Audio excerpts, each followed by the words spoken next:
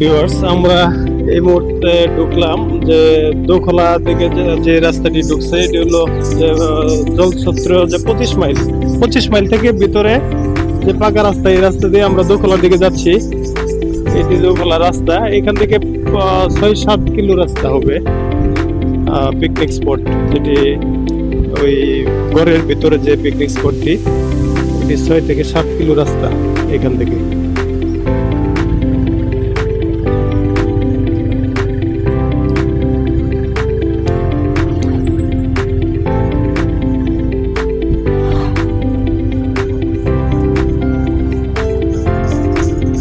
রাস্তার দুপাশ অনেক সুন্দর এই প্রকৃতি, নিরিবিলি রাস্তা।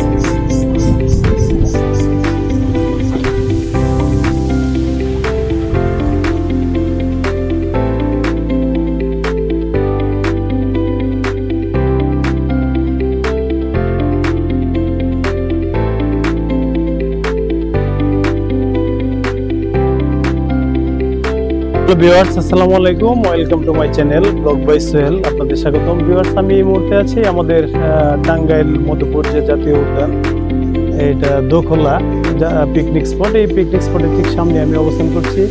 আজকে এই পিকনিক স্পটের ভিতরে আমি ঢুকবো এবং আপনাদেরকে এই পিকনিক স্পটের সমস্ত সৌন্দর্য ঘুরিয়ে দেখাবো আমার এই ভিডিওর মাধ্যমে। আমার পাশেই থাকে। আমি দোখলা পিকনিক স্পটে মেইন গেটে অবস্থান করছি। এখানে দেখতে পাচ্ছেন টিকিটের মূল্য 10 টাকা করে জনপ্রতি 10 টাকা করে। আমি অবশ্য এখান থেকে টিকিট নিলাম, আমরা যেহেতু দুজন আসছি। আর বাইকের টিকিট 30 টাকা, কিন্তু আমি হয়তো বা আমার কাছ থেকে বাইকের টিকিট নিল না। যাই হোক, ওনাকে ধন্যবাদ। আমি একটু ভিতরে ঢুকবো, ঠিক আছে। ভিউয়ার্স, ঢুকতেই এই বাসটা দেখতে পাচ্ছেন, এখানে অনেকগুলা খেলার রাইড, বসার জায়গা, এখানে বিশ্রাম নিতে পারবেন।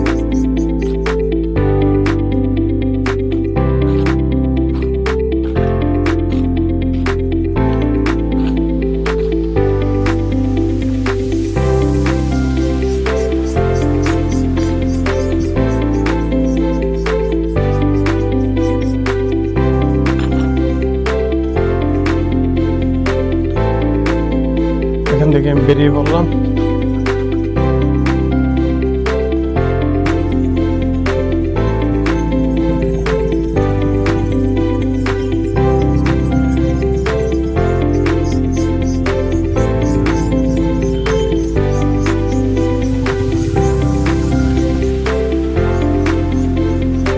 দোখলা বন বিশ্রামাগার, মধুপুর জাতীয় উদ্যান, টাঙ্গাইল বন বিভাগ সংরক্ষিত।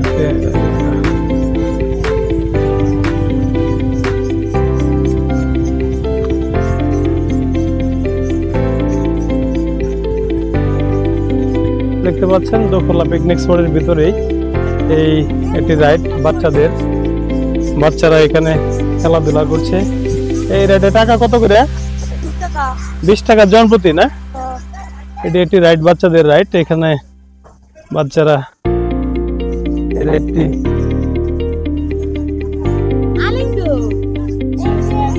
দোখলা পিকনিক স্পটের ভেতরের অংশ। এখানে আরেকটি রাইড আছে, এই যে আরেকটি রাইড দেখতে পাচ্ছেন, যে একটি রাইড, এটা আরেকটা রাইড। ট্রেন কি বন্ধ নাকি? এটা কত করে নেও টিকিট? 20 টাকা টিকিটের মাধ্যমে আপনারা ট্রেনে উঠতে পারবেন। পিকনিক স্পটের ভেতরের অংশ। আজকে অনেক দর্শনার্থী এখানে এসেছেন, ইতিমধ্যে দেখতে পাচ্ছেন সুদান এই সাইডটা এই পাশটা দেখাও। এটি আমাদের যে মধুপুর খোলা পিকনিক স্পটের ভিতরে, এখানে দেখতে পাচ্ছেন এই যে ছোট ছোট দোকানপাট। ভাই এখানে শুধু আচার না, বিভিন্ন ধরনের আচার। আচ্ছা এখানে লোকজন মানে কিবারে লোকজন বেশি আসে? সুন্দর একটি পরিবেশ, ভিতরে নির্জন নিরিবিলি। এখানে হয়তো আরো যদি সংস্কার করতো তাহলে হয়তো আরো অনেক ভালো হতো। স্পটটি অনেক সুন্দর। আমরা ইতিমধ্যে স্পটে এসেছি এবং ঘুরতেছি। আমরা ভিতরে আরো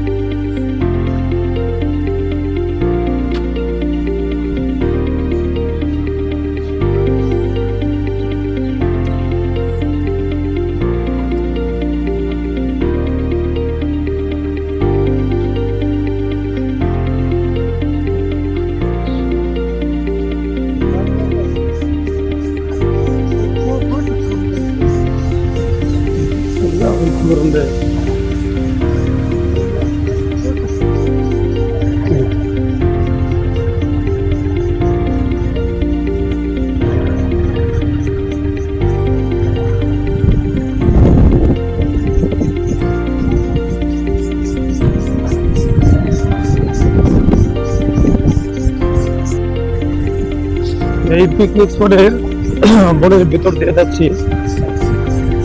বনের ভেতরের রাস্তা, অবশ্য আমরা বাইক নিয়ে আসছি।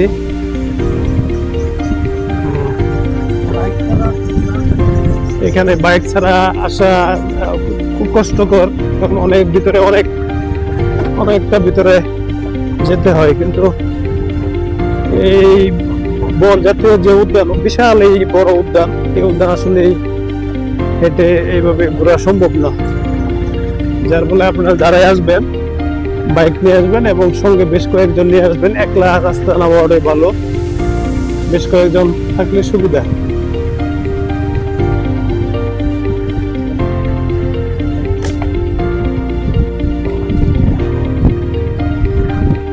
ভিউয়ার্স, এই মধ্যপুর এই ঘরের মাঝখানে যারা এখানে স্থানীয় যারা বাসিন্দারা আছেন, স্থানীয়রা মাঝে মাঝে তারা এই যে কৃষি আবাদ গুলা এরকম ফাঁকে ফাঁকে, মনের যে ফাঁকে ফাঁকে কিছু জায়গা আছে, এই জায়গাগুলোতে তারা কৃষি আবাদ করে, ধান চাষ করে, বিভিন্ন কিছু করে।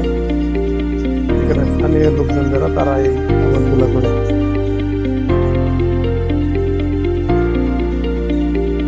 এই বাসটা দেখতে পাচ্ছেন, হয়তো বাংলাদেশের জন্য ট্রাক্টর দিয়ে তারা হাল চাষ করছে। এগুলো এই দোখলা পিকনিক স্পটের ভিতরে ফাঁকে ফাঁকে যে কিছু জায়গা আছে, এগুলোতে তারা চাষাবাদ করে থাকেন স্থানীয়রা।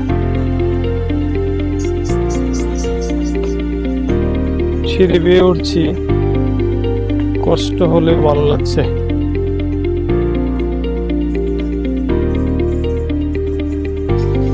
ভিউয়ার্স, আমি এখন দেখতে পাচ্ছেন এখানে ওয়াচ টাওয়ার। এই ওয়াচ টাওয়ারটা কয়তলা খেলা? অনেক উঁচু টাওয়ার। আমি এই টাওয়ারে এখন টাওয়ারের টিকিট কত? 2টা টিকিট। আমি টাওয়ারের উপরে উঠবো এখন।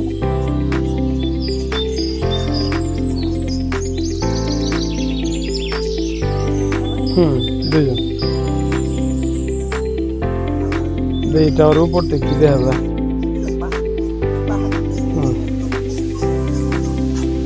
টিকিট লাগবে না? আচ্ছা আচ্ছা আচ্ছা।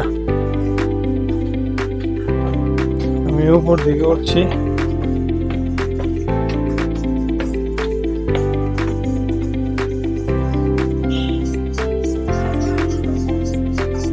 এই টাওয়ারটা নাকি 10 তলা উঁচু।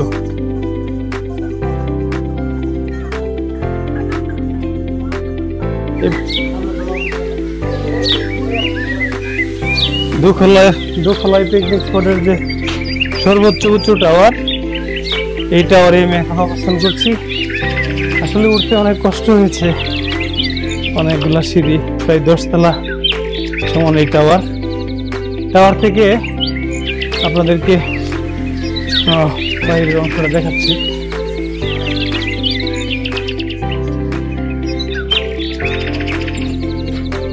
নৈসর্গিক সৌন্দর্যের এই উপরূপ লীলাভূমি মধ্যপুর এই জাতীয় বাগান উদ্যান মনে হয় অনেক জায়গা নিয়ে এই উদ্যান, কত হাজার একর জানি ঠিক আমার জানা নেই। এই জাতীয় উদ্যানটি আজকে এই উদ্যানের ভিতরে আপনাদেরকে আমার এই ভিডিওর মাধ্যমে উদ্যানের সমস্ত সৌন্দর্যগুলি দেখানোর চেষ্টা করলাম।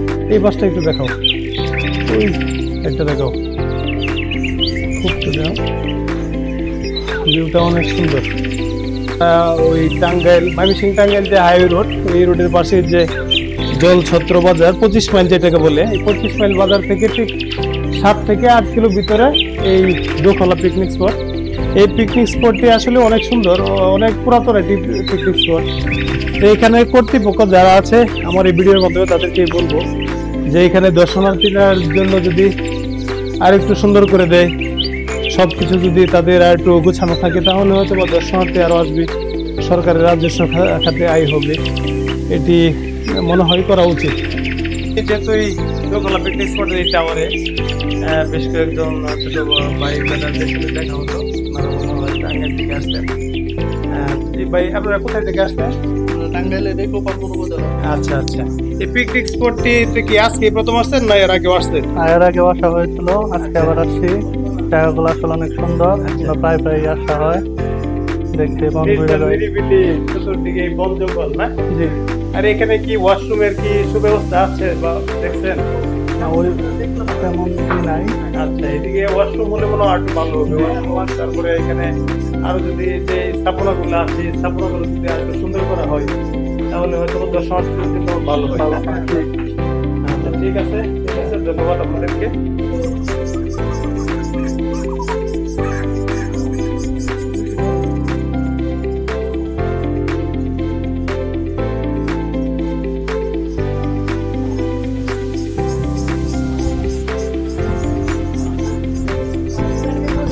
ভিউয়ার্স, টাওয়ার থেকে আমরা নেমে পড়ছি।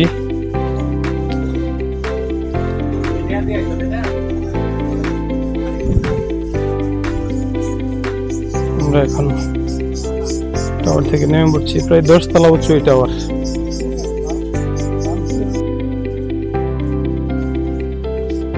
বিভিন্ন জায়গা থেকে এখানে পিকনিক করতে আসেন, এসে এখানে রান্না বান্না করা হয়। এই যে এখানে রান্না বান্নার কাজ চলছে, দেখতে পাচ্ছেন।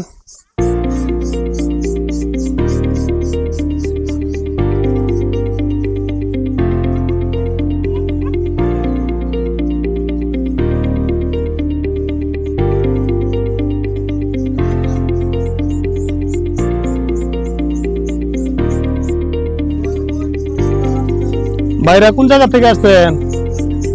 এই মধ্যপুর থেকেই না? এখানে কি রান্না বান্না নিজেরাই করতেছেন? আচ্ছা আচ্ছা, কয়জন আসছেন? আচ্ছা আচ্ছা, যে এখানে দেখতে পাচ্ছেন রান্না বান্নার কাজ চলছে, ফ্যামিলিগত ভাবে আসছে। স্পটটি আসলে নিরিবিলি একটা স্পট না?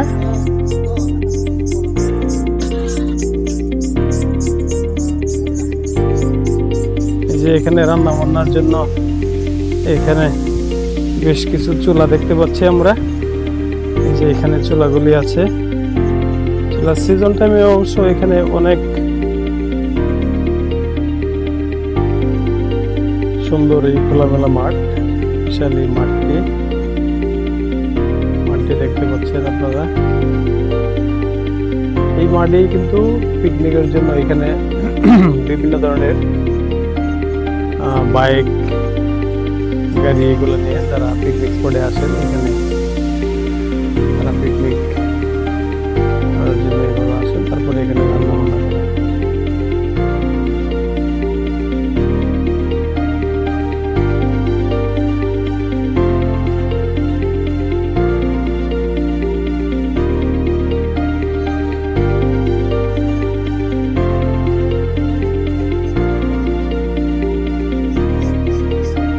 ভিউয়ার্স, আজ তাহলে এই দুখোলা পিকনিক স্পট থেকে এই পর্যন্তই। যদি আমার এই ভিডিওটি ভালো লেগে থাকে অবশ্যই আমার এই চ্যানেলটিকে সাবস্ক্রাইব করবেন এবং পাশে থাকা বেল বাটনটি বাজিয়ে আমাকে আরো উৎসাহিত করবেন যেন আপনাদের মাঝে আরো ভালো ভিডিও তৈরি করতে পারি। সবাই সুস্থ থাকবেন, ভালো থাকবেন। আল্লাহ।